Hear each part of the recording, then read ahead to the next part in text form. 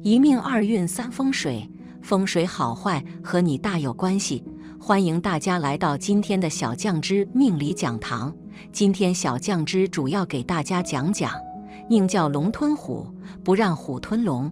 关于手相有民间七相法，当中有一句俗语叫做龙来吞虎指圆长，肉骨出象耸耳尖，意思是手掌宽大，手指圆长，但手掌比手指长，称为龙吞虎之象，是为贵相。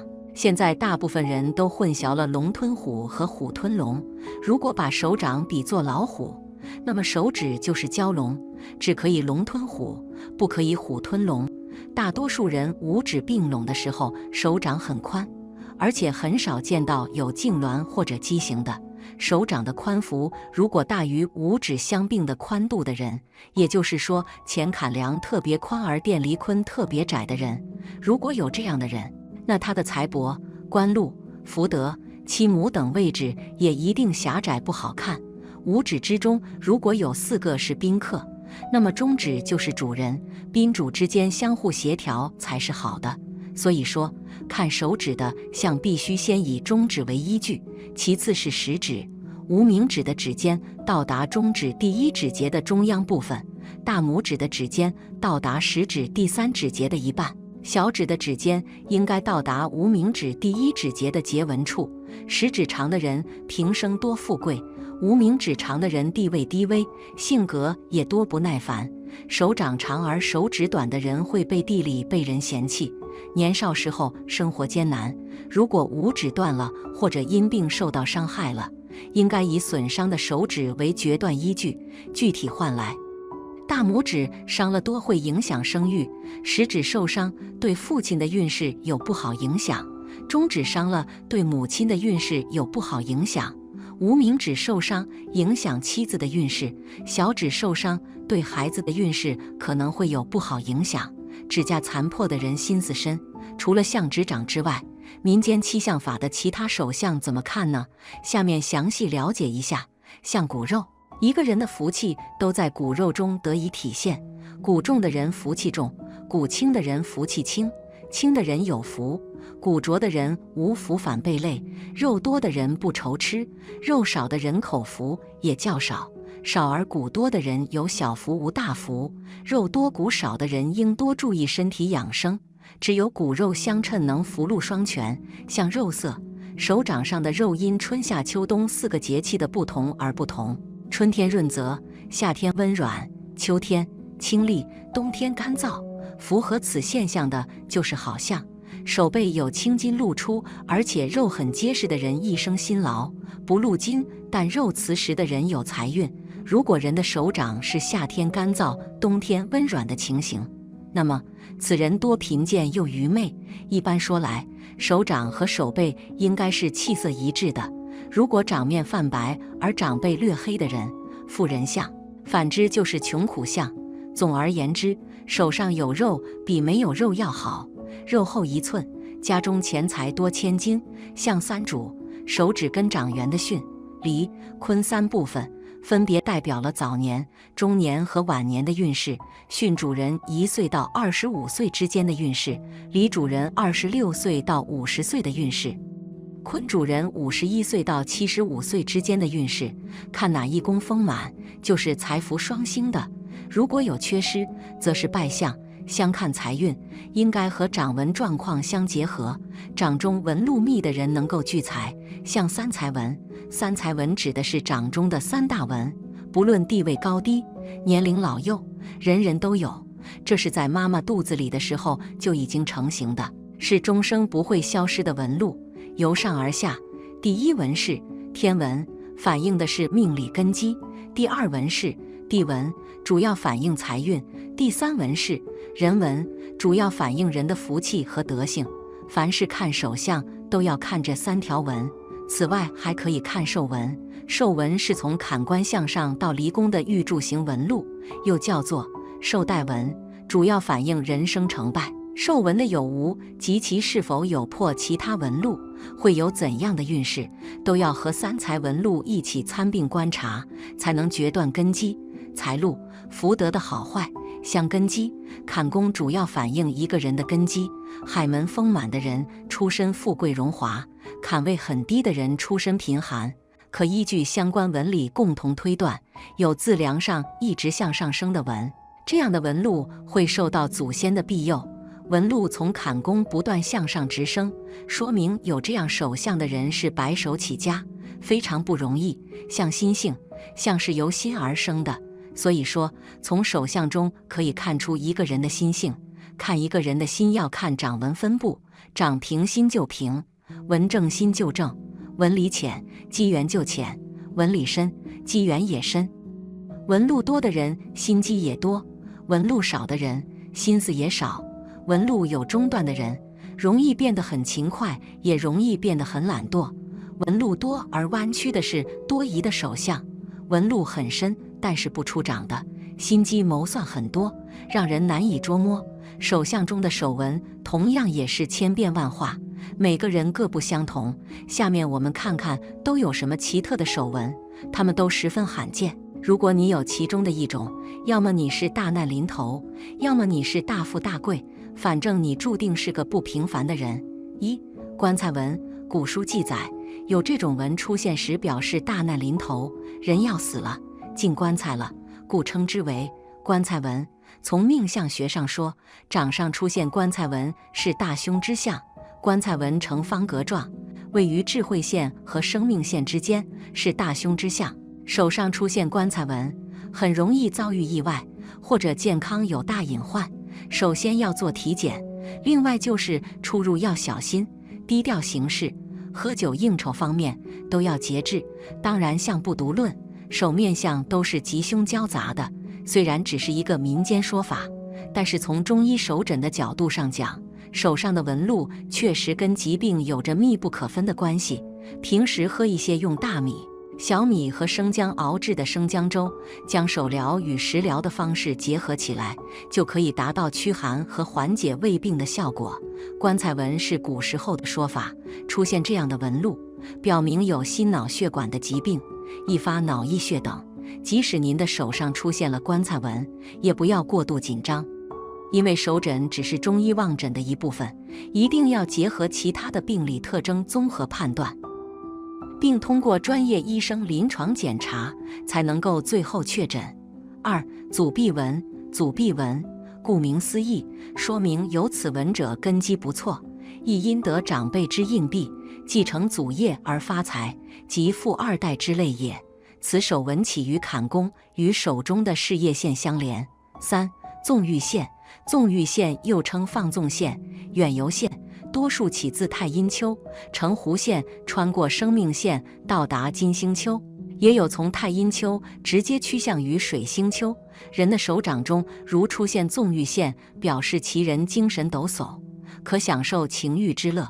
不过普通人也常因此趋向不良的嗜好，在性格等方面称得上放纵自我的人，其掌中拥有纵欲线的可能性会很大。纵欲线不是人人都有的线，一般来说，有纵欲线的人肾脏功能不是很好。之所以会出现这样的情况，是因为此类手相的人个性比较随便，放纵自己，没有理性，不注意节欲保精，或者是生活没有规律，经常熬夜、酗酒、抽烟等。如果手掌中生有纵欲线，而生活仍然是循规蹈矩的人，必然是由于有较好的修养及智力所致，如其会有一只强大挺直的拇指，或有一条深刻清楚的智慧线。可是纵欲线始终是一个已成欲望的表征，因此必须找寻正当发泄之处，以达到心理平衡之最终目的。五、宠爱线。所谓宠爱线，是与男女感情有关的线纹。此纹起始于手掌月丘底部，向事业线延伸，只在部分人的手掌中出现，表示其人异性缘较好，会得到伴侣的照顾和疼爱。宠爱线通常与事业线相伴，有的相连，有的平行，有的交叉，不同的情况有着不同的寓意。看婚姻何时会红鸾星动，婚姻是否美满，除了要观察感情线、婚姻线外，宠爱线也是观察时不可忽略的一条线。6. 人缘文。在现在这个社会当中，有一个好的人际关系是很重要的。人缘好的人跟人缘差的人在待遇上会去区别，我们都希望有个好的人际关系。下，人缘纹在手掌掌侧，前对位处，一条或2、3条直纹，向掌心延伸，在掌底边上斜往上走，表有人缘。人缘纹一般处于月丘的中部，直线平行指向生命线或画弧指向掌心位置，而在病理上则叫放纵线，反映的是生活不规律或生活环境和习惯的改变，同时也是糖尿病或家族遗传的征兆。秀美深长的人缘纹代表性格温和，懂得为人处事之道，人缘好，而且贵人多助，一生容易成功。多条秀美深长的人缘纹代表其社交活动能力强，擅长为人处事之道，人际关系特别好，朋友多且贵人多助，深得他人赏识和关照，一生事业成功。人缘纹出现中断的情况，表示命中有贵人相助，但也会因人际关系不良而损及个人声誉。人缘纹为细弱波浪状，表示命中有贵人相助，但其人际关系不稳定，时好时坏，影响个人发展。人缘纹出现障碍线情况，表示命中有贵人相助，但人际关系会有挫折，造成对个人发展的阻碍和困扰。人缘纹出现倒形纹情况，表示命中有贵人相助，但人际关系出现纠纷和困扰，造成个人发展的阻碍和损失。人缘纹出现向上的分支纹，表示人际关系好，命中多有贵人相助，异性缘好，有许多帮助，往往来自于异性朋友。手相看另一半有钱与否，门当户对这个词对于现在的我们来说还是同样适用着，因为家境不一样，两个人相处起来可能也会比较困难，毕竟结婚不仅是一个人的事，而是两个家庭都会关注的事。因此，如果你想了解自己另一半的家境会是什么样的，我们可以看自己的手相，这是可以看出来的。1. 食指根部有罗门环或结婚线略微上扬，为这类手相的人取名为外貌控，想必是再贴切不过了。他们对外貌非常在意，你可以观察，在他们的朋友里几乎不存在长得特别对不起观众的人，因此可想而知，能被他们相中的人准是个美人坯子或帅劲十足的小伙。另外，至于其职业，他们喜欢也擅长于与影视广告相关的工作。2. 感情线与智慧线之间有差，假如感情线与智慧线之间出现差号，也一种外遇的信息，但这种外遇属于一夜情性质，程度较轻，不至于影响到婚姻。遇此情况时，大可不必深加追究，适当调整一下两个人的相处模式，加强与对方的互动，用自己的诚意更容易将对方的心留住。3. 成功纹和冲天纹很接近，甚至两纹相重叠。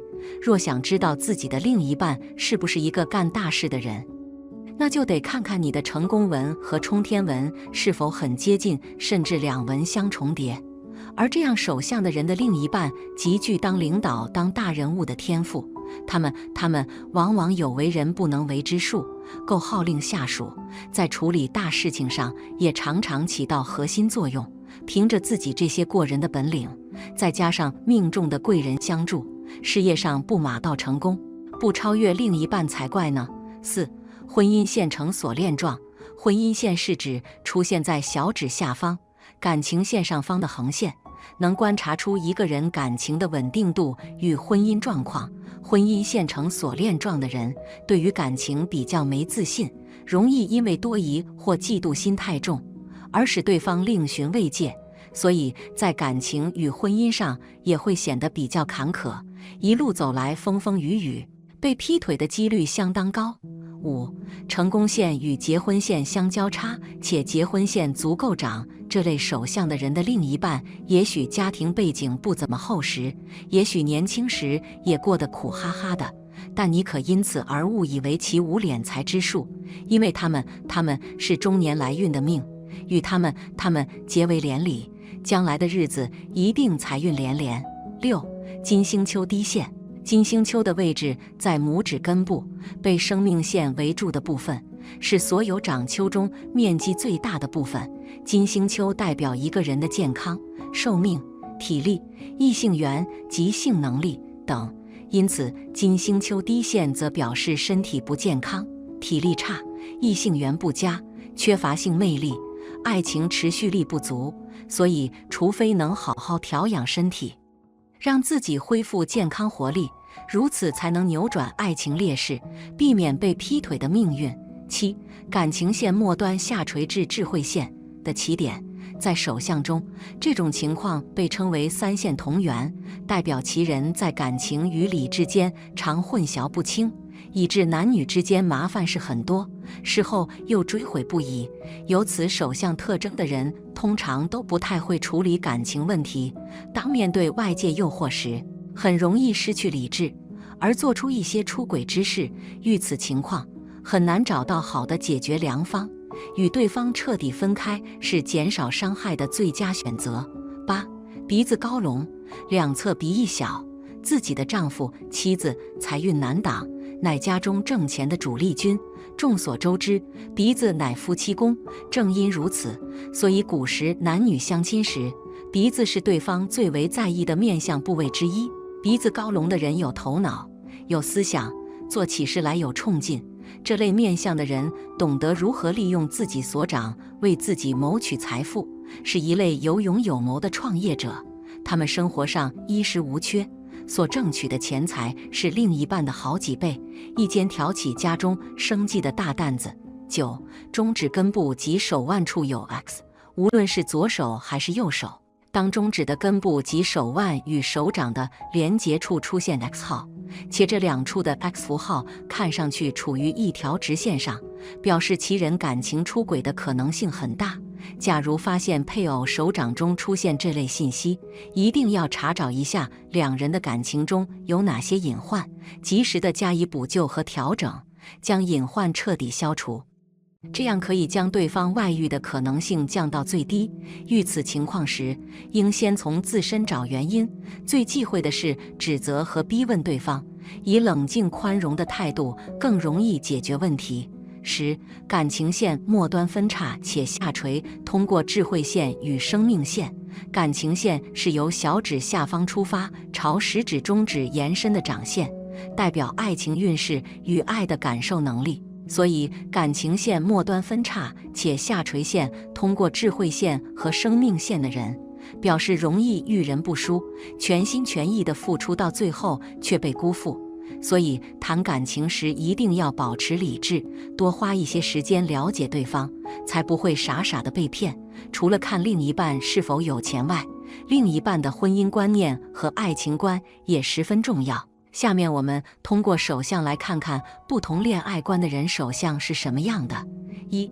盲目热爱的恋爱相，感情线横向智慧线及生命线的起点，称之为断掌。这种人才能特出，头脑也不错，但在情场上却属于盲目热爱型。他行动果断，甚至不惜牺牲生命的热恋着，相亲时只要喜欢上对方，会立即求婚，相当热情。2. 自私的爱人，感情线深直且清晰的人，更多的只考虑自己的想法和需求，会把自己放在第一位，有较多的主观意识，不太懂得配合他人，甚至会有忽略他人存在的情况。感情线细缓的人，不会刻意的索求爱情，不太会主动的去爱他人，一般情况下都会比别人慢半拍，直到对方已经充分表达或者表白的时候，才发现有人喜欢自己。偶尔会有对人漠不关心的情况，但不是他不在乎你，而是他很少会深刻的付出，所以会忽略对方的感受。所以你要在被忽略的时候，强调一下你的存在感，才不会出现被对方忘记的情况。3. 奉献型的恋爱相，有些人的感情线是平行的两条，形成所谓的双重感情线，而上头那条线就是结婚线直伸而成的副感情线。这种类型的人谈恋爱大多数极力奉献，情爱深浓。虽然他能控制自己的感情，性方面的理智，但一旦找到理想的对象，一定热烈追求。4. 热烈的爱人，如果感情线弧度越大，则感情的丰富程度越大；若中途的弧度映射手掌中心的火星平原，则说明比较容易将感情更为深入，往往会很早地考虑同居生活，很在意彼此的精神生活。所以要考虑占有此人的感情，则需要尽早确立生活在一起的方向才行。5.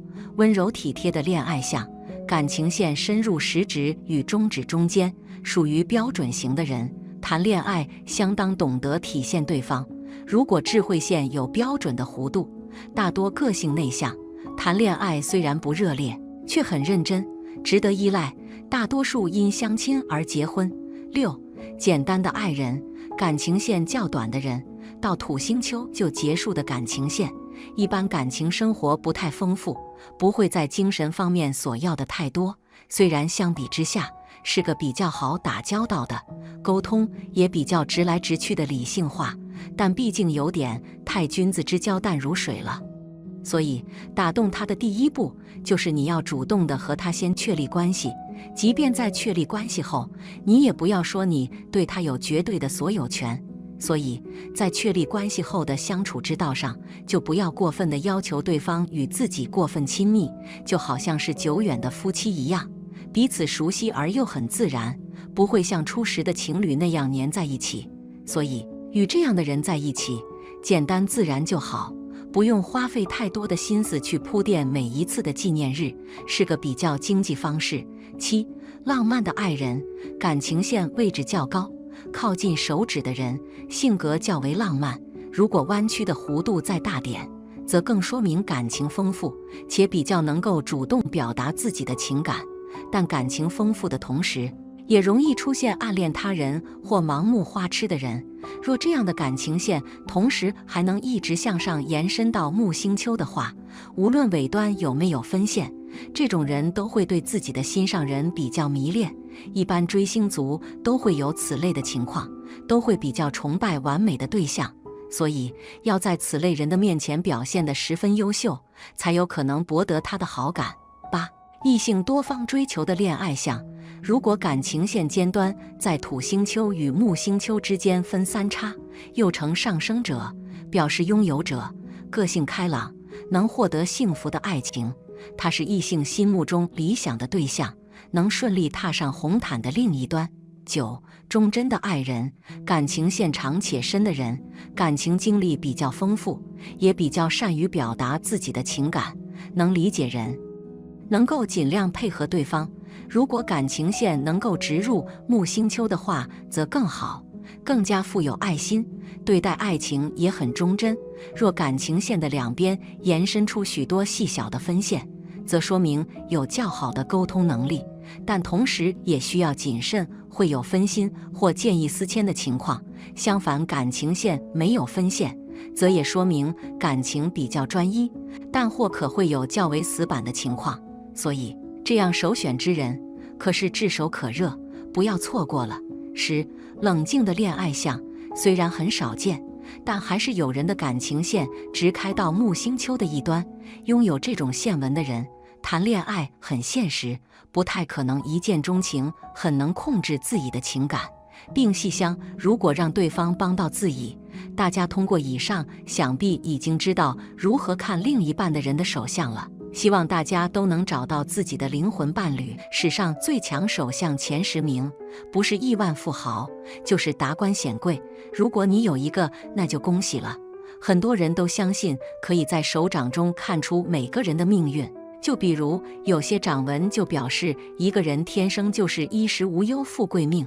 我们常能听到一些俗语，比如手相断掌值千金，凤眼纹旺夫有福，元宝纹旺财富贵，这些手纹眼花缭乱。但是今天给大家介绍一下最强的手纹前10名都是哪些。如果你能中一个，那么你就有福了。第10名，断掌。有人会很惊讶，断掌如此罕见，全世界只有5%的人，只能排在第10名。其实手纹千万，第10名也十分强大了。在手相学中认为，拥有断掌的男子多为富贵命，即使儿时生活不顺，成长坎坷，长大后也能凭借自己的努力有所作为。如果生长在富贵人家的断掌男儿，更是可以凭借优越的生长环境，快速帮助自己完成人生目标。拥有断掌的男子多为富贵命，在工作或者事业上有所作为，而这类的男子的断掌更不可轻易给人看，避免被有心之人知道是富贵命后产生一些不必要的麻烦。古人常说财不露富是有一定道理的，在自己没有发达之前，低调一点毕竟好。第9名，三角纹在手心。三角纹出现在玉柱纹与生命线、智慧线之间，一生钱财不断。这类财库满满的手相，寓意着人们正财收入极为丰厚，可以在职场中拥有出色的表现。不光基本工资可以不断攀升，还可以获取极为可观的奖金与提成。总之，最终的收入会极为可观。这类人还可以时不时获得天降之财，比如说走路上捡到钱，买彩票中大奖，以及家中的老房子忽然被拆迁等。他们一生之中不需要付出太多的时间和精力，在很多机缘巧合之下，便可以成为有钱人。而且这类人只要自己可以克制住购物的欲望，花钱不要大手大脚，就不会遇到意料之外的开支。基本上除了衣食住行外，赚到手的钱大多可以累积下来，所以小日子将十分滋润。第8名，祖臂纹。有祖臂纹的人天生就很富贵，家里能给他提供充裕的生活条件和发展机会。这类人的家业是非常丰厚的，长辈们会给他留下很多的财产和固定资产，或者在事业的发展中能够得到家中身份显赫的长辈的帮衬。有这种手纹特征的人，以后可以继承丰厚的家业。第7名，井字纹。手掌中有井字纹的人容易成就出辉煌的事业，这种人在工作上的表现很出色，总是能做出令人满意的成绩。有这种手纹的人同样也是很有财运的，容易得到贵人的帮助，他们的出身就比较好，从小的物质生活都是有所保障的。这一生的财运亨通，手中的资产相当丰厚，在事业中也可以名利双收。第6名，川字纹。有川字纹的人在事业方面很有魄力，所以这类人在工作中会获得极高的成就。从性格来说，有这种手相特征的人都比较独立，具有很强的能力。从运势发展来说，有这种手相的人更容易成功，也能做出一鸣惊人的成绩来，所以这一生的财运发展是很旺盛的，会过得很富贵。第5名，M 字纹。事业线由手腕处起直，穿过智慧线到达感情线，形成一个斜 M 字母。这种人往往不到40岁就已经功成名就，名利双收了，所以是最具大富翁潜力的掌纹。据说很多成功人士都有这样的掌纹。看手相时，右撇子的人看左手，左撇子的人看右手。生命线和感情线年轻时会比较杂乱，30岁之后会更加清晰。有人为了得到好运，会用金色或者银色的笔在手心画 M 字掌纹，希望得到好运气。他们中年能积累一定的财富，生活十分富裕，性格耿直，稍微有点急躁，劈叉的事业线，在自己的创业路上稳步前进，会多的贵人帮助，取得不错的成就。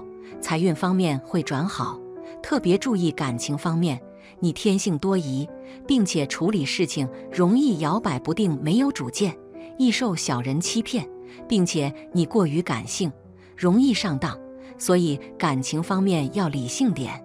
第4名，手心长痣。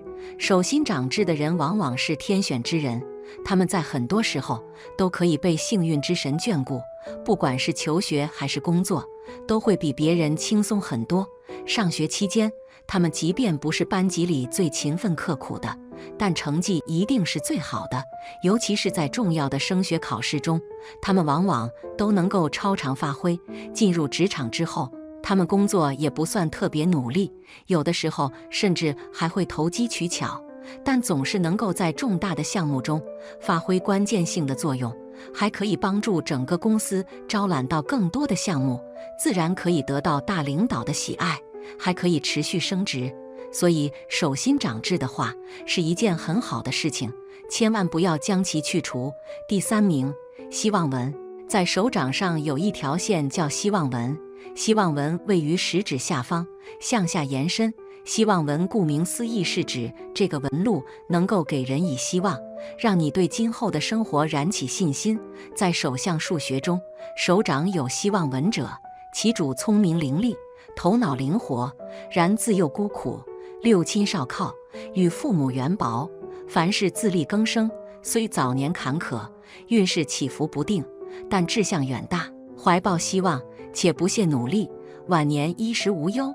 在手相学中，生命线上有贵人纹，下有希望纹，其主性格沉稳，生性谨慎，为人聪慧，做事认真，且处处留心积累，善于理财，一生逢凶化吉，抱负皆可实现，事业有成，钱财可聚，晚景荣华。在手相学中，右手伸开，从生命线延伸出希望纹者，其主意志坚定，做事富有恒心，极具忍耐力，勤奋努力，且自身运气良好，一生事业稳定，财富自由。希望纹亦可称之为目标线，其起始于生命线，向食指方向延伸，几乎与玉柱纹平行之纹理，越是清晰明了，其主人生目标明确，事业越能步步高升。玉柱纹清晰直上，且到达无名指根部，其主积极进取，事业有成，且财运旺盛，一路富贵。中年之后，事业百尺竿头，晚年诸事吉祥，儿孙满堂，出世显赫，得享福禄。第2名，霸王纹。霸王纹顾名思义，就是一种象征权势与富贵的纹路。在手相学中，它指的是命运线、金运线以及财运线3线合一，形成强大的纹路。这种纹路通常被认为是非常吉祥的，预示着一个人在事业、财运和名望方面都将有不俗的表现。一句话就是有钱有势有权，霸王纹在手，当真是要啥有啥。不过拥有霸王纹的你，不用辅佐别人，你就是世界的中心，想做什么就做，想怎么干就干，你就是天生的领导型人格，有影响力，有统帅他人的能力。但是这种真正的霸王纹并不常见，大多数人的手相中可能只能看到霸王纹的影子，有的人这3条线并未完全连接在一起，也有的人金运线和财运线没有长过感情线。即便如此，这样的纹路也可能使一个人的财运、事业和名气受到一定程度的影响，使其在生活中更容易取得成功。如果左手没有，你看看你的右手有没有？只要有一只手有，你就是万中无一的那个人。这种纹路的出现，往往与一个人的性格、气质和经历密切相关。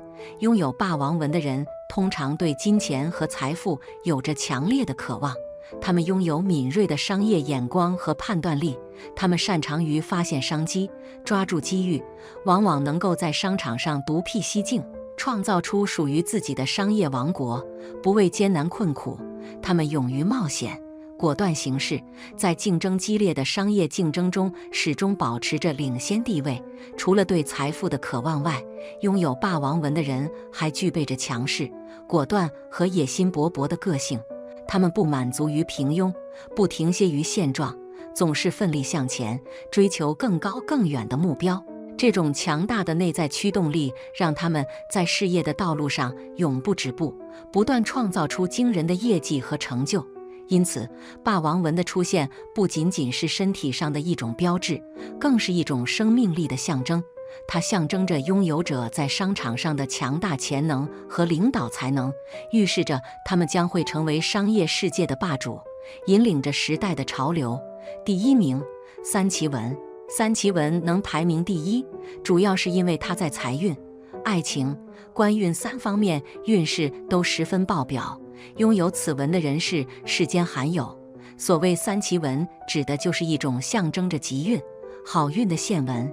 这种线纹并非单指某条线纹，和川字纹一样，是由多条线纹组合而成。常见的三奇纹有2种，其中一种是太阳线中间出现分在，分别朝着中指和小拇指延伸，而另外一种就是手掌中的事业线、太阳线以及财运线的根部相连接在一起，成为了一组非常奇特的纹理，被称之为三奇纹。之所以称之为三奇纹，不仅仅是指纹理拥有3条线纹分支，更重要的是这一手相所代表的含义非常出色，分别象征了命主的爱人、贵人以及富贵。也就是说，拥有三奇纹的人能够在婚姻、人际关系和财富收入方面拥有出色的运势变化。三奇纹的三奇究竟指的是哪3奇？民间传闻：1奇为金玉良缘，婚姻和谐美满；2奇未能遇到知己贵人，纵使危难当头，也会有贵人及时相助，成功转运；3奇便是横财加身，富贵吉祥。三奇纹明显的人天生就注定命运不凡，他们要么就是成为发明家，给人类带来了不少便利的发明，要么就是个商业巨子，给社会贡献了极大的财富。此生要官有官，求财得财。掌中生有三奇纹的男人，放在古代就是宰相命，他们对政治保持着超高的敏感度，对突发事件的快速反应处理是他们能够受到重视的主要原因。他们敢于承担责任，经得起大风大浪，在大是大非面前也能保持自己的原则，最终会因努力不懈、不断进取而达到成功。最强10大手相就说完了。最后想要告诉大家的是，无论是做什么，自己的努力是不能少的。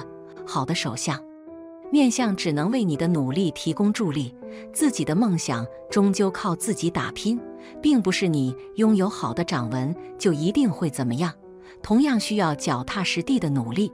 现代心理学家包括医学家也已发现并证实，人的手相无时无刻都在变化，你的思想和行为无时无刻不在雕琢你的掌纹并留下痕迹。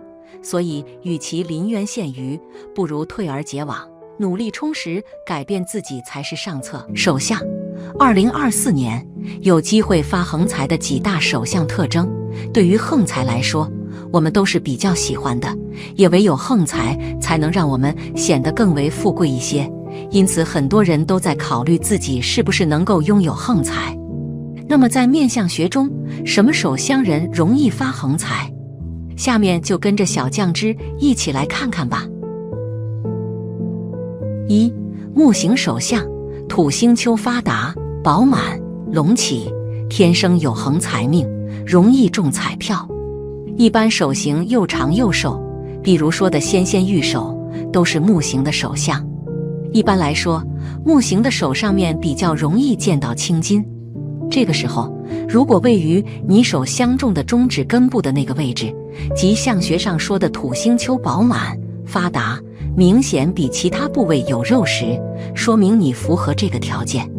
那么，你平时可以多买彩票，比一般人中彩票的机会要大，天生有横财命。2. 水型手相，火星丘多肉、饱满、凸起，也是容易的横财的命。什么样的手属于水型呢？简单来说，手指偏短，整个手型偏圆，手背圆带厚，手掌多肉，都是水型手的特点。这种手相，只要火星丘发达，一般财运都比一般人要好、要大，偏财多，横财多。而火星丘有2个位置，一个位于生命线起始位置与拇指根部夹着的那个地方，即我们常说的大概虎口那里，便是其中一个火星丘，另外一个火星丘位于水星丘和月丘之间。因此，水型的手相比一般人更容易得横财，更容易中彩票，因为同时有2个火星丘。3. 火型手相，金星丘异常多肉、肥厚、凸起，甚至突出一块肉，一般被视为财富巨大的标志。这个位置如果厚，对于火星首相的朋友来说，更容易得横财，是有横财命的意思，并且往往还会住上大房子、别墅或多实业或物业。一般手掌偏瘦，手指尖长，看起来干枯，指节突出，或是指尖不规则等，都是火星首相的标志。只要金星丘发达，都是有横财命的象征。而金星丘位于大拇指根部处。4. 金星首相，木星丘长得结实多肉隆起，占据了整个食指根部，那么就是有横财的首相。其实金星的首相比较容易判断，一般手型偏方，肉偏结实，不论是背还是手心，按下去都是硬硬的，一般就是金星的首相。而且金星的首相手指顶端都比较平，而木星丘的位置便是食指根部那个地方。5. 土星首相，水星丘发达饱满凸起，也是有横财的命。相对于上面这4种首相，土星的首相不是那么容易被发现。其实土星首相就是木星与金星的手重叠在一起，因此那种手型偏长但又带方，另外整个手掌偏厚重结实的，就是土星的手。一般手长的又大又长又厚，基本上可以说是土星的手相。而水星丘位于小指根部处。6. 手中拥有不动产线，这是位于事业线和太阳线中间的一条短小横线，拥有这种线纹的人并不多。而且好的不动产线应该是同时和太阳线以及事业线相连接，也正因为如此及这条线纹，才能够体现出命主在生活中有着出色的偏财运。这类人能够从父母、长辈那里获得财富，或者是不动产，也就是房屋、房产，从而不用为了未来的生活而拼搏。简单来说，就是这种线纹意味着其人出身富贵，天生就有横财。7. 手中智慧线上存在分叉，拥有这种特殊的智慧线，意味着其人的性格非常理性，有着极为理智的思维，从来不会在工作中做出一些成功率较低的选择。而在理财方面，其人有着非常敏锐的嗅觉，他们总是能够发现最好的赚钱机会，并且这类人在理财过程中不会犯下错误，从而使得自己总是能够获得收入而不会损失金钱，往往一次投资就能够赚得巨额财富，所以说是天生能够获得横财的首相特征。8. 手上有赌运纹，赌运纹是位于无名指上的第1节指腹上的直纹，有可能是1条，也有可能是几条。如果手上有纹，意味着横财运旺盛，运气非常好。有这种手相特点的人，只要是参与带有赌的事情，一般都是赢多赔少，好运常伴。不过凡事过犹不及，也要学会适可而止，不可太过沉迷其中，否则得不偿失。9. 手颈线清晰有星纹，看一个人的横财运好不好，还可以观察其手颈线，也就是手腕上的纹路。一般人的手腕线有3条，如果一个人的手腕线上出现了1条星纹，并且第1、2条纹路清晰明朗，那么表示这样的人横财运很好，必获其财或是意外之钱，甚至可以一夜暴富，这是常见的横财纹手相之一。10. 理财纹多又长，理财纹主要位于我们小指和无名指之间下方的位置，通常是斜纹。此部位的纹路与一个人的财富相关，也关系着一个人的横财运。从这个纹路也可以看出一个人的横财运情况。依据手相学的说法，若是一个人的财富线很多且身长，这样手相的人横财运也会很好，没什么大困难。11. 头脑纹，头脑纹的支线其末尖端指向小指下或达到根部，即水星丘，表示会受水星丘掌管天赋之影响，不管在实业或其他方面都能赚大钱，即使受薪阶级，也能在薪水以外有收入，可说头脑灵活，很会把握机会赚钱的人。12. 五指长短有序，中指稍长。从手相学来看，五指代表一个人的父母、成就、配偶和子女。五指修长、长短有序、间隙合宜的人，各方面各有所得，福泽绵长。有此手相的人天资聪颖，少时能得家人庇佑，衣食丰足，青年夫妻恩爱，子女缘深厚，一生运势平稳。其中中指稍长的人，说明此人善于计算，做事情缜密有条理，能挣钱理财，往往追求财富和权力，对自己的要求严格，也很容易大富大贵。13. 食指有三约纹。一般人在食指上面有一条横纹叫做指节纹，如果有3条指节纹的话，叫做三约纹。这种人一生中不缺钱财，财富往往都是由姻缘带来的。如果是女性的话，有很大的机会嫁入富贵人家，受夫家福荫，物质生活会有很好的享受，衣食丰足。男性的话，也能娶得有钱娇妻。总而言之，是大富大贵的手相之一。14. 太阳丘丰满高隆。太阳丘在无名指的根部，代表着一个人的财富、才能与声名等。如果手掌中太阳丘丰满高隆，颜色明润，说明此人具有很强的经商、理财能力，在青年时期就能获得自己的事业成功。另外，有这种手相的人，大多性情温厚、正派乐观，个性明朗，有较高的素养，通常有很好的人缘，晚年能赢得比较高的社会声望和地位，衣食丰足，家庭幸福美满，属于大富大贵的手相。15. 木星丘饱满。木星丘位于食指下方，代表人的意志、欲望、地位和权力等，主要反映一个人的信心与权力欲望和物质欲望，同时还反映一个人的进取精神与好胜心的强弱。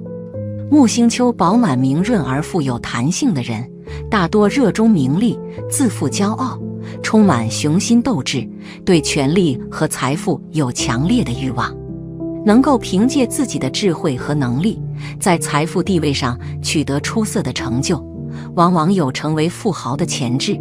若为女性，也会是女强人的性格。16. 手掌肉厚柔软有弹性。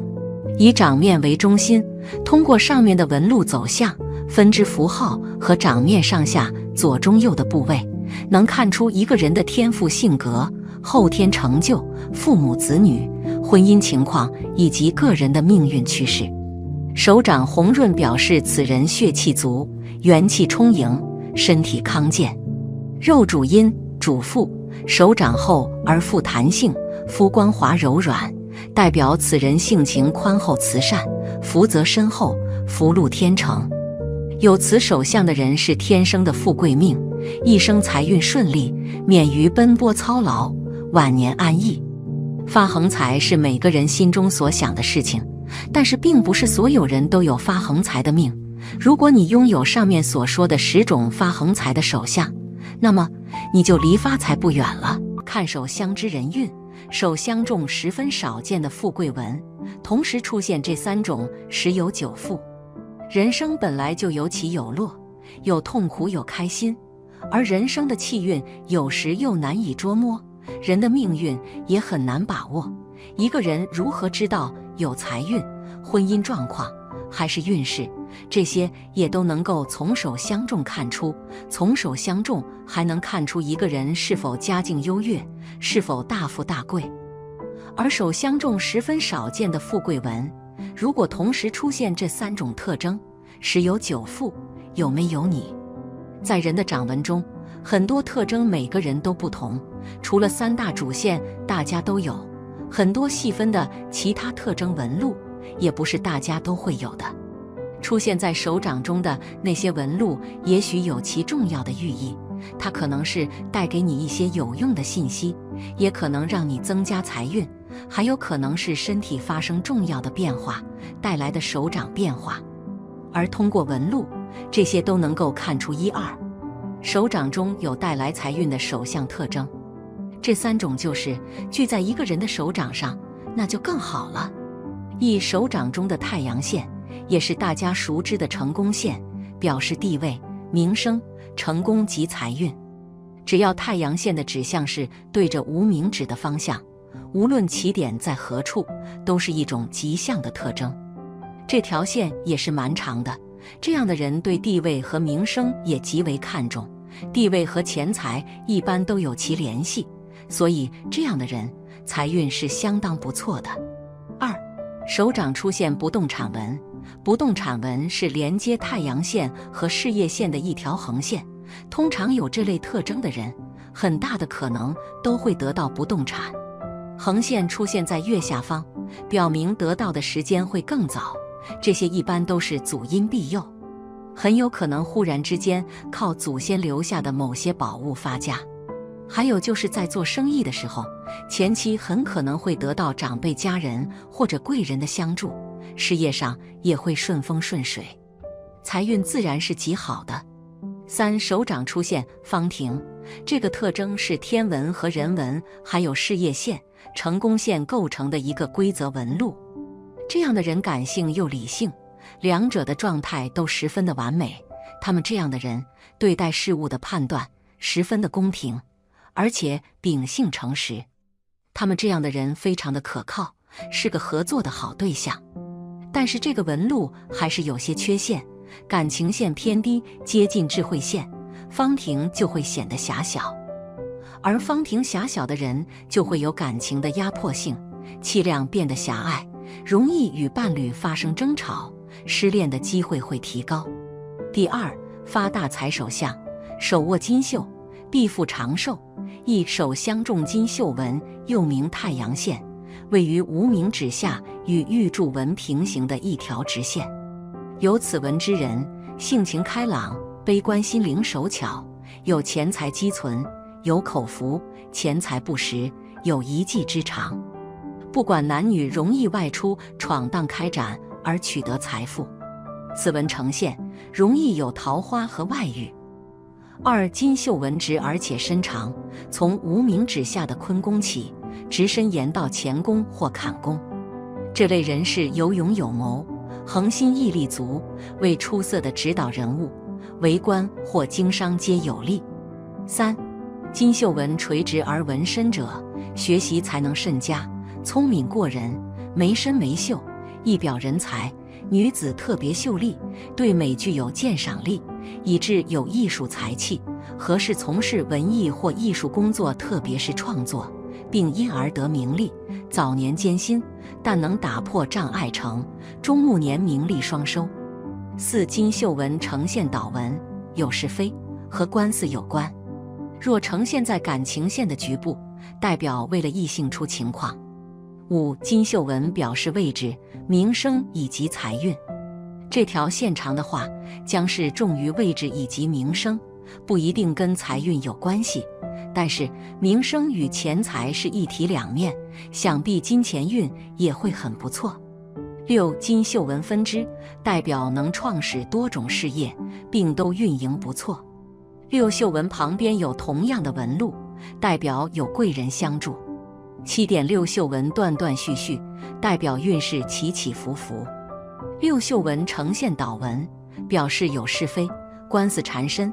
倒纹呈现在天文穿插处，表示是为了女色而招致是非，事业失败。6绣纹有横切纹，代表障碍。若有四方形纹、维护纹，代表此时比你顺利。8手相看事业财运及富贵水平，离不开详细的形体、纹理、符号。假如手形得体，事业线明晰直上，长色红润，事业稳定，财运相对不错，富贵之象。一个人富贵与否能够经过这些部位能够看出来。9女性左手断掌，意味着长财库丰盛，生来就有赚大钱的才能，脑筋聪明，比男人的胆子大，拿手考虑和实践，一辈子荣华富贵牢靠双手取得。左手断掌的女性也不简单，为情所困，日子安闲，尽管简单晚婚，但注定能和最适合自己的男人成家，既有财源又有情缘，终身美好，多金长命。一般这样的女人财运非常好，这首相都是聚财的，不仅财运非常好，而且事业上升的比较快，以后会在事业上取得很大的成就。婚后会给夫家带来很大的财运，婚姻状况幸福美满，旺夫首相，注定会是一个非常好命的女人。10拥有金花印纹的人，具有富贵发达的潜能，尤其是享社会名气，受人尊敬。女子易主嫁入豪门或嫁夫有贵气。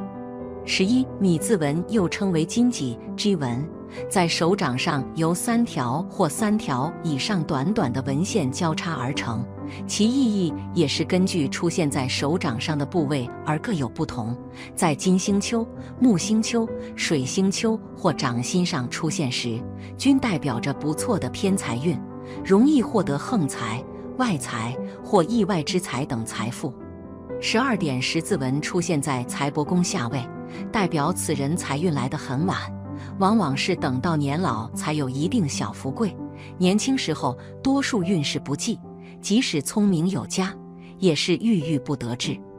但是这样的十字纹预知能力也颇强，只是不在财运上，相对而言，做他的家人会更加幸福，事事都会为家人着想，家人或者自己有劫难时能够及时预知，逢凶化吉，逃过劫数。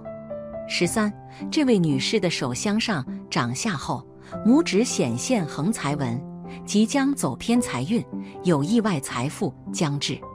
女士的生命线较弱，恐怕体质上较差，且整体匮乏，平常要小心骨骼和气血方面的健康问题。另外，事业上3线交叉，主线不太明，必然有多次改行运，可多做投资。再说，女士的无名指下还带有创造纹，女士应该是从事脑力工作的，这个对于你的投资财运也有好的预示。第3，一生欠缺财运，手中无财的男性，我们该如何识别他们的面相呢？1，嘴唇干燥，男性面相中，嘴唇干燥的情况比较常见。这种面相通常表明这个男人比较有冒险精神，容易冲动，经常做出不理智的决定。同时，这种男性也比较忽略金钱管理，容易一夜暴富，也容易亏空一夜。这些都是导致一个人财运不佳的原因。2，眉毛稀疏，男性的眉毛常常是面相中一个重要的指标。如果一个男人的眉毛稀疏，那么他经常会在财务上存在瓶颈。这种男人的财运不是特别好，可能很难通过自己的努力赚到足够的钱。这种面相也意味着这个男人比较消极，不够积极进取。3，眼睛呆滞，另一个常见的男性面相是眼睛呆滞。如果一个男人的眼睛表现出呆滞的表情，那么他通常是因为他在精神上很紧张或者忧虑，这些情绪状态可能会导致这个男人在财务上遭受损失或者错失良机。这种男人的财运通常不太好，因为他们总是缺乏自信和抉择能力。4，眼袋明显，男性面相中另一个重要的特征是眼袋。如果一个男人的眼袋很明显，那么通常表示他的身体状况不佳。这种身体状况可能会导致他在职业上出现困难，或者影响他进行长期投资。这种男性通常需要特别注意自己的身体健康和生活习惯，避免对他们的财务状况产生负面影响。财运不佳并不意味着一个人的生活就一定不幸福，面相只是预示着一个人的性格和经历。一个男人在寻求财富之前，应该先寻求自己的内心升华。只有真正的信仰和坚定的意志，才能引领一个人走向财富之路。总之，我们要认识到相由心生，面相只是身体上的一种表现形式。要想改变自己的财运，需要脚踏实地地去努力工作，同时注重自己个人的修养和素质提高，努力追求财富的同时，更要追求精神上的丰盈。只有这样，才能在人生的道路上不断前行，同时享受到身心健康带来的快乐。手握通天文，一生大富贵。你的手上有通天文吗？以下这几种手相的人适合创业，可谋得富贵荣华。一点三角纹，三角纹出现在婚姻或感情线上，代表会因为婚姻或感情而获得好的财运或财产。三角纹位于智慧线上，会增强人的智慧，帮助其人在学术、理论方面有所建树，而且其人是很好的辩才。二、领袖纹，手相中拇指有着很大的作用，其代表一个人在社会上求发展的生活力。拇指上出现好的纹线，如领袖纹、凤眼纹等，在各方面都能有着好的作用，表示事业上会有很大的成就。三、通天纹，双手通天纹，前世必是大善人，今生头有灵光，神灵处处庇佑，不管从事什么行业都必有大作为，财运不断。香书云：双手通天纹者绝少见，有之者心应手辣，大事必成。四点两指等长，食指和无名指一样长。有此手相的人在年轻时都吃苦颇多，中年之后事业腾飞，当个小老板挣下千万家业还是铁定的。第二，从手相中看是否漏财，大体有以下4点：一、看漏财纹。看漏财纹的区域主要是在食指与中指的连接处，如果下面有掌纹直达这里，一直到2指的间隙之处，这就是手相书中所说漏财纹。大体有3种情况，一种是从事业线上直接而来的，另一种是从感情线上过来的，还有就是单独产生的。漏财纹已经明确地告诉了你是一个攒不住钱的人。二、看手的薄厚。手的薄厚代表一个有的福分浅薄，手掌肉厚，掌肉嫩。当手掌展开时，手心自然形成一个凹坑，往里面掉一些都会存住，而不会流走。这利手相便可以存住钱。而漏财的手上肉少，显得干瘪单薄，手掌展开，手心是平的，往里面掉一些手全都流走了，几乎是一点不存。三、看手指缝。所谓的漏财手注重的是一个漏字，就像我们说的漏斗一样，就因为下面有孔才会漏出去，因而存不住东西。手相也是如此，当你将手指展开后并拢，看看你的指缝，如果手指合拢之后不透一丝指缝，就说明不漏财；如果出现了指缝，则说明漏财，而且指缝越宽越漏财。四、从手相上的财运线，破财纹。财库与漏财手看个人财运以及化解漏财破财的方法。一、财运线。图中小拇指上部红色的短竖线是财运线，财运线如挺直、清晰者财运好，纵然现在贫困，以后也会财运好转。不过纵然财运线很好，如果其他线条欠佳，没有配合财运，也将逐渐变坏。财运线不明显或者没有，财运线有缺陷，比如断断续续不连贯、曲折不直等，表示金钱运较差，这时候受到生活困难的威胁或生意不顺当。应该请根据本人姓名、生辰八字秘制的五路财神招财符催财转运。参考资料：五路财神招财符、开财门符。二、漏财纹。看漏财纹的区域主要是在食指与中指的连接处，如果下面有掌纹直达这里，以上图中黄色线条，一直到2指的间隙之处，这就是手相书中所说漏财纹。大体有3种情况，一种是从事业线上直接而来的，另一种是从感情线上过来的，还有就是单独产生的。漏财纹已经明确地告诉了你是一个攒不住钱的人，不能聚财。三、财库。蓝色圆圈代表财库。手掌肉厚，掌肉嫩，当手掌展开时，手心自然形成一个凹坑，往里面掉一些都会存住，而不会流走。这利手相便可以存住钱。而漏财的手上肉少，显得干瘪单薄，手掌展开，手心是平的，往里面掉一些手全都流走了，几乎是一点不存。4. 漏财手，如图片下半部分，当你将手指展开后并拢，看看你的指缝，如果手指合拢之后不透一丝指缝，就说明不漏财；如果出现了指缝，则说明漏财，而且指缝越宽越漏财。第3， 6种负命人手相特征。1. 手如干姜夹道必昌，有些人解释成手就像干瘪的老姜，告诉大家这句关于描述财运的短语是什么意思。真正的解释，手如干姜主要是说手的握力，干姜的阳气最重，而握力靠的是肝的阳气。在人体里，《黄帝内经》云：肝变动在握。出生的婴儿，骨若筋柔而握骨，就是人的握力是从肝来的。肝为将军之官，谋略出焉，肝就像一位大将军，主意个人的谋略与做事能力。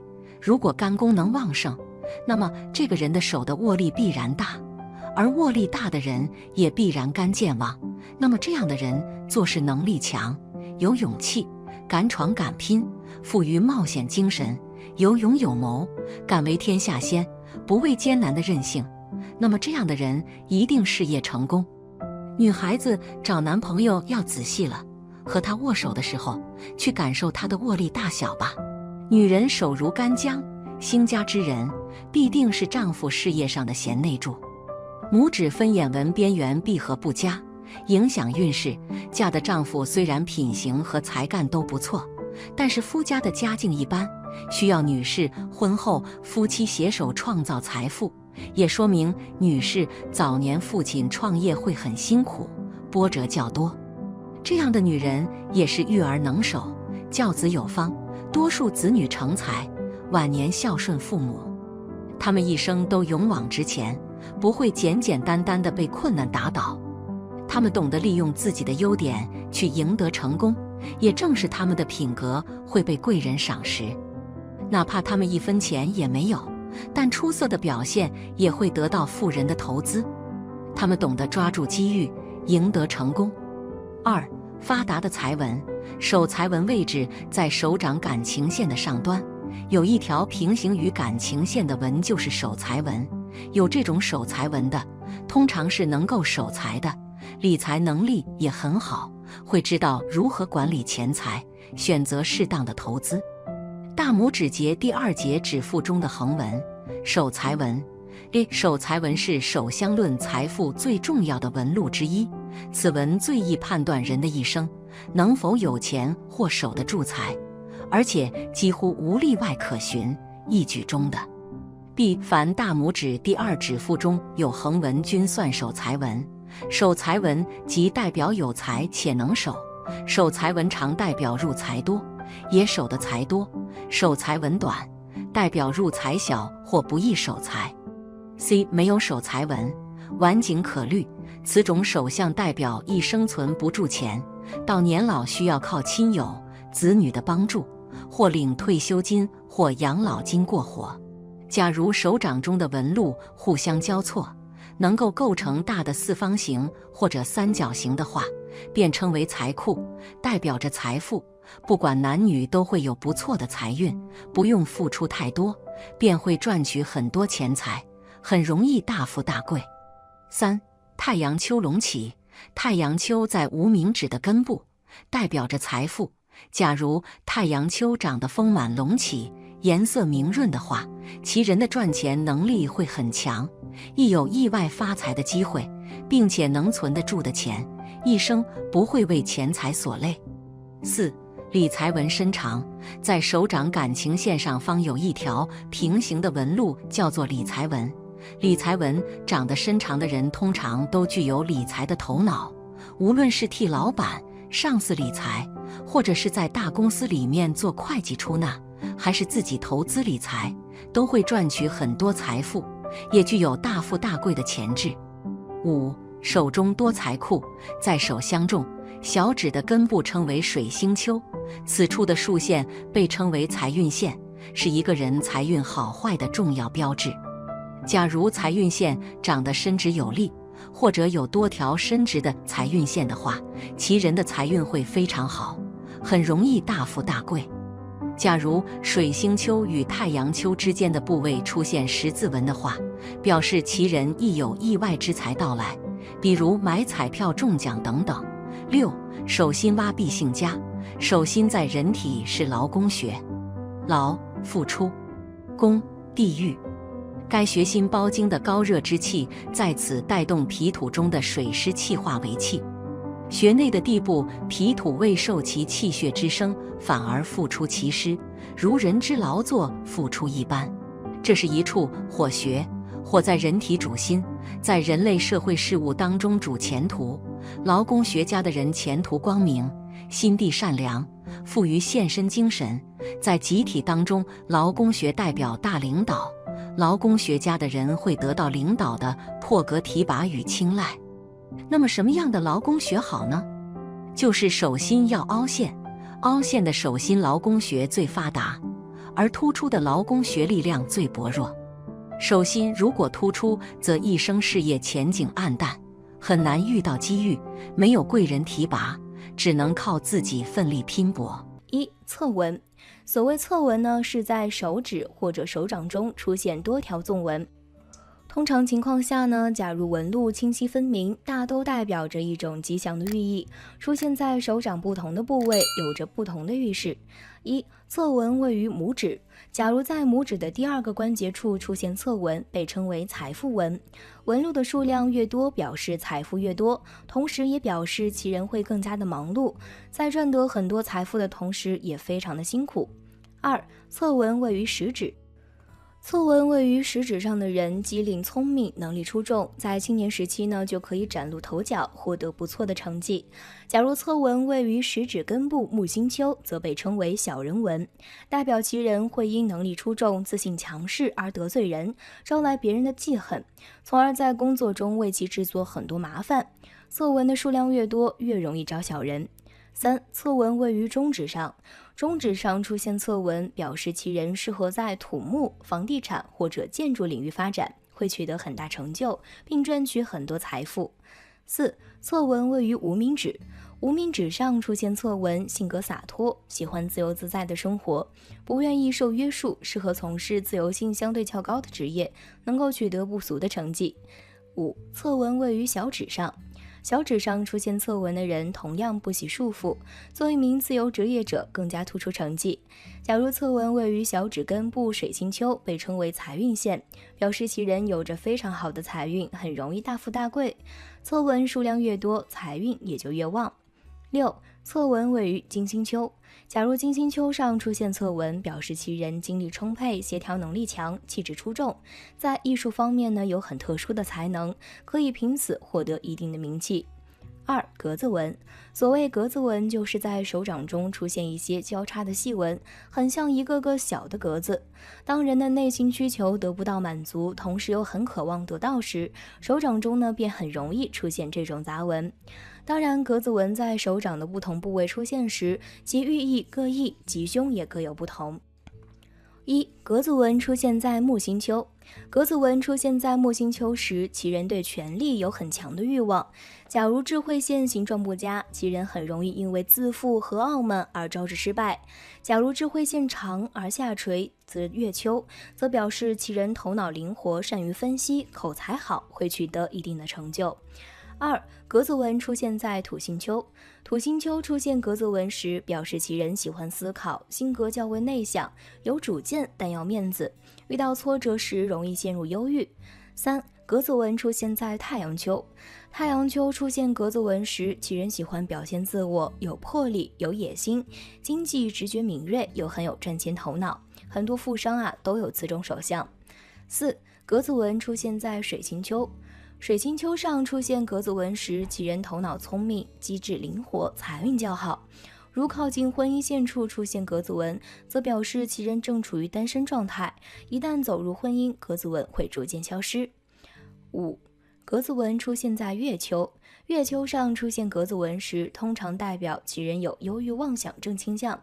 假如智慧线下垂至月丘时，这种倾向会更加的明显。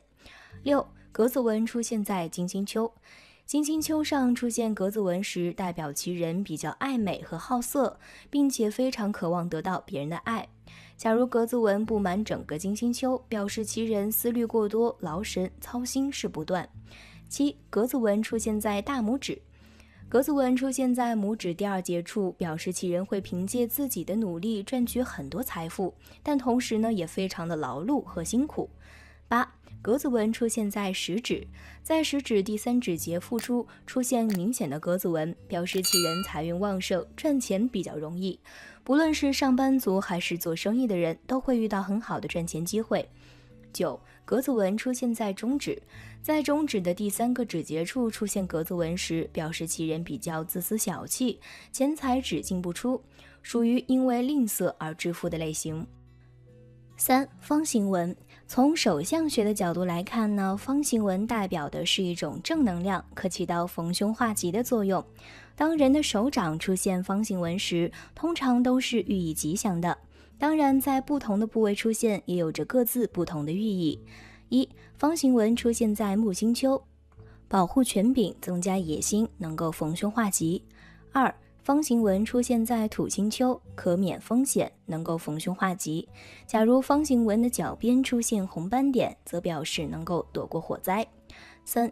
方形纹出现在太阳丘，表示可以避免或者减轻灾难厄运，减少事业上名誉受损。4. 方形纹出现在水星丘，表示可以避免意志不够坚定所导致的危险。5. 方形纹出现在月丘，表示可保护用脑过度的危险，避免水灾。6. 方形纹出现在第1火星丘，可化解危险，避免刀枪伤害。7. 方形纹出现在第2火星丘，表示可避免刀剑之伤。8. 方形纹出现在金星丘，唯独此处出现方形纹是一种凶兆，预示其人已英年早逝。9. 在掌心出现方形纹，掌中出现方形纹给人的第一印象极好，做人坦荡荡，做事单纯，不会在背后施小手段，可成为各行领域的精英。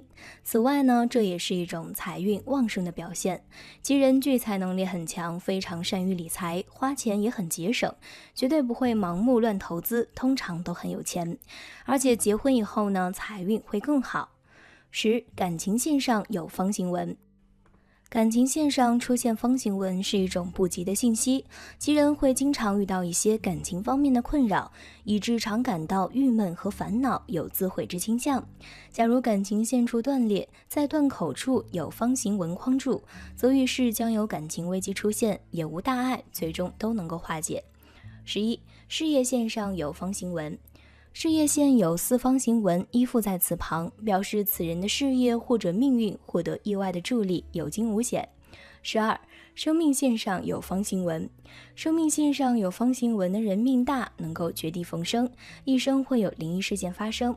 若生命线断开，但被方形纹框住，代表其人可以逢凶化吉。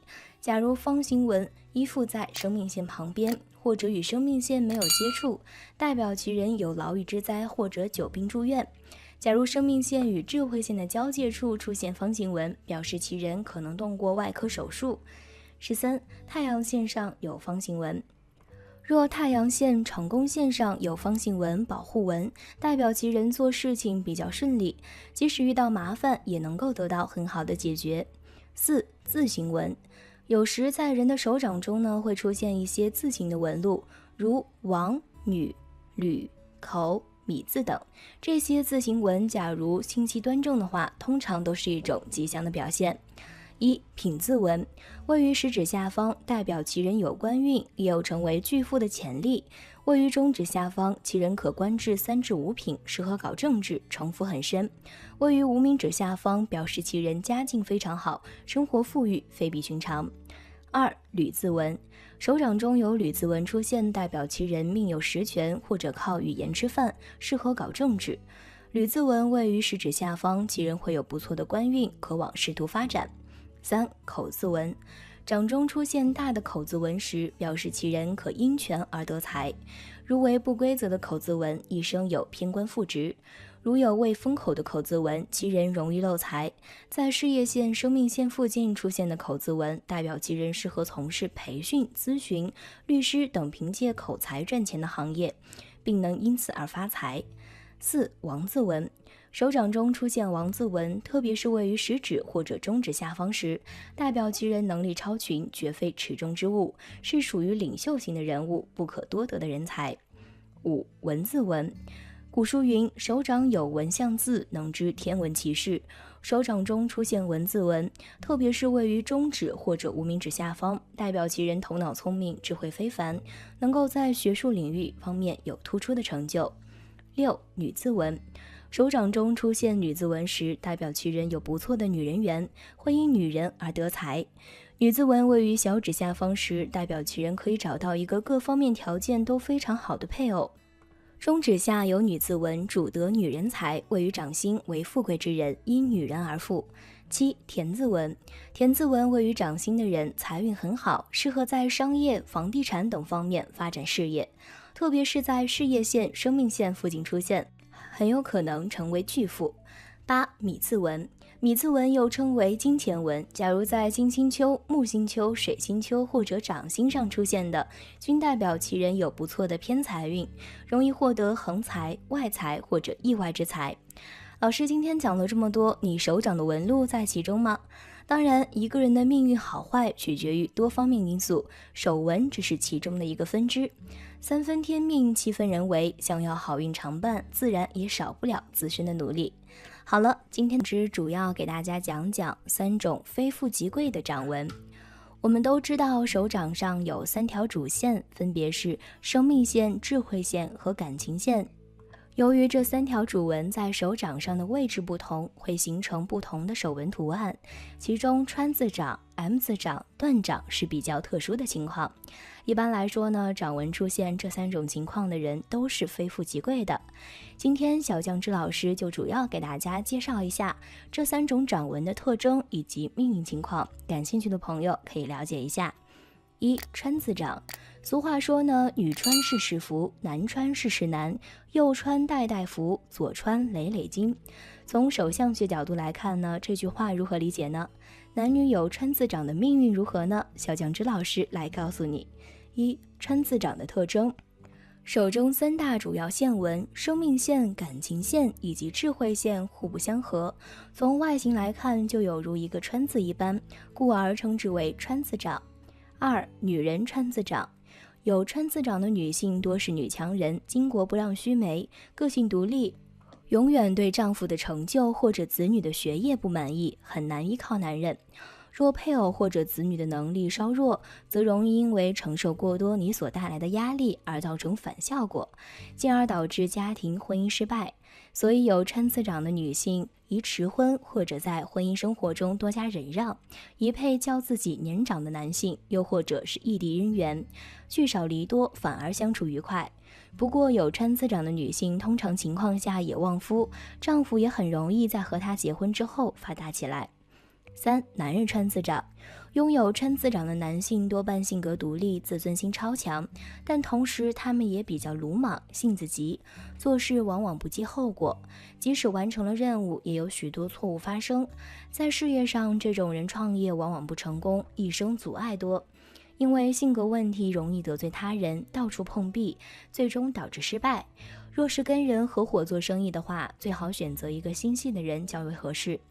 另外呀，这类男性在性格上比较叛逆，自尊心极强，容不得别人说他半点不对，所以在感情上易和恋人发生不快。作为单身人士来说呢，因为性格多半不被异性接受，所以晚婚的可能性较高。4. 川字掌的命运，古时认为川字掌的人刑克很重，不行父便行母，与父母亲缘分较薄。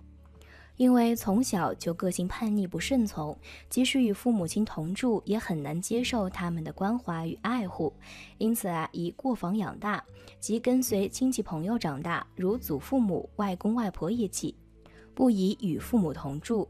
不过这也代表他们有机会早年离乡别井，往外地读书或者发展，与父母兄弟姊妹聚少离多。